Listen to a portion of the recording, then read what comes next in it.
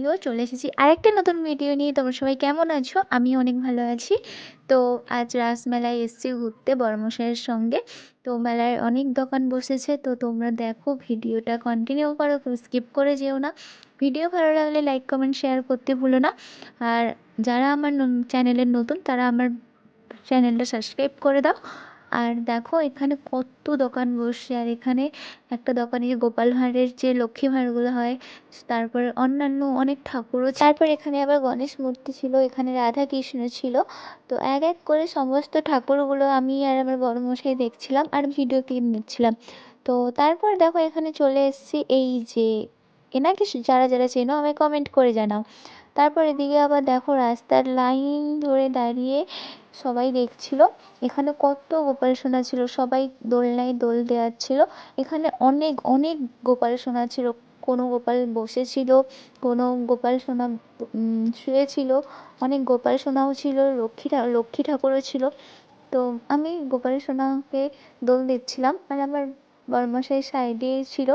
দেখো লাইন ধরে কত গোপু সোনা, কোনো কোনো গোপুসোনা শুয়ে রয়েছে, কোনো কোনো গোপুসোনা বসে রয়েছে।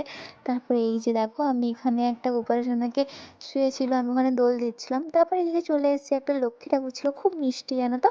তো আমি ওটা একটু দোল টোল দিয়ে তো এবার মেলার দিকে যাব। এখানে নাগরদোলা হয়েছে, আরও অন্যান্য যা যা বসে মেলায় সেগুলো রয়েছে। আর এখানে এত ভিড়, ওখান থেকে বেরিয়ে আবার চলে এসেছিলাম চাউমিন দোকানে। দেখো আমার ভদ্র বরমশাই কি সুন্দর দাঁড়িয়ে রয়েছে। তো ওখান থেকে চাউমিন টাউমিন কিনে একটু চলে এসেছিলাম, নাগরদোলা চড়বো।